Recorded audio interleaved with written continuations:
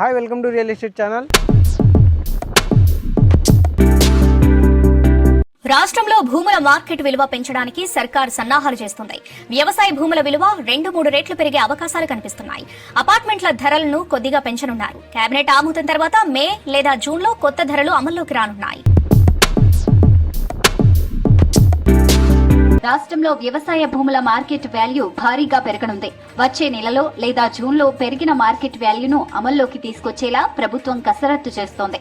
ఇప్పటికే ప్రతిపాదనలు సిద్ధమయ్యాయి. వీటిపై రీసోర్స్ మొబిలైజేషన్ పై కేబినెట్ సబ్ కమిటీ అధ్యయనం చేసి తర్వాత కేబినెట్ ఆమోదం తీసుకోనున్నారు. రాష్ట్రంలో కాంగ్రెస్ అధికారంలోకి వచ్చిన తర్వాత ఇప్పటి వరకు భూముల విలువ పెంచలేదు. ఇప్పుడు మొదటిసారి మార్కెట్ వాల్యూను సవరించనున్నారు. స్టాంప్ డ్యూటీ విషయంలోనూ ప్రభుత్వం నిర్ణయం తీసుకునే అవకాశం ఉందని అధికారులు చెబుతున్నారు.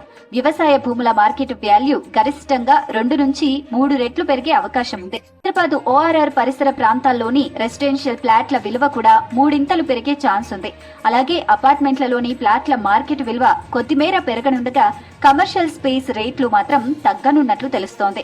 ప్రస్తుతం ఎకరాకు 6 లక్షల మార్కెట్ వాల్యూ ఉన్న భూమి విలువ 12 లక్షల నుంచి 18 లక్షల వరకు పెరిగే అవకాశం ఉంది. కోర్ అర్బన్ ప్రాంతాల్లో ఎకరా భూమి మార్కెట్ వాల్యూ 20 లక్షల రూపాయలుండగా దాని విలువ బహిరంగ మార్కెట్లో 10 కోట్ల నుంచి 20 కోట్లు పలుకుతోంది. ఇలాంటి ప్రాంతాల్లో మార్కెట్ విలువలు 300% పైగా పెరగనున్నాయి. దీంతో సర్కారుకు ఆదాయం పెరగడంతో పాటు మార్కెట్లో అసమానతలు తగ్గుతాయని భావిస్తోంది. నిజానికి పోయిన ఏడాది జూన్లోనే భూముల విలువలు సవరించాలని ప్రభుత్వం అనుకుంది. కానీ కొన్ని కారణాల వల్ల వాయిదా పడింది. ఔటర్ రింగ్ రోడ్డు పరిసరాల్లోని నివాస స్థలాల విలువలు భారీగా పెరగనున్నాయి. ఓపెన్ ఫ్లాట్లు, ఇండ్ల రేట్లు గరిష్టంగా 2 నుంచి 3 రెట్లు పెరగనున్నాయి. రియల్ ఎస్టేట్ రంగంలో ఉన్న ప్రస్తుత డిమాండ్ను, మార్కెట్ రేట్లను దృష్టిలో ఉంచుకొని 2 నుంచి 3 పెంచేలా నిర్ణయం తీసుకున్నారు. Regional ring road, regional ring rail, Bharat future city వంటి వాటితో ఈ ప్రాంతాల్లో మౌలిక సదుపాయాలు వేగంగా అభివృద్ధి చెందుతున్నాయి. దీంతో ఈ ప్రాంతాల్లోని భూములకు డిమాండ్ ఎక్కువగా ఉంది. ఇప్పుడు పెరగనున్న మార్కెట్ వాల్యూ బహిరంగ మార్కెట్ రేట్లకు అనుగుణంగా ఉండనుంది.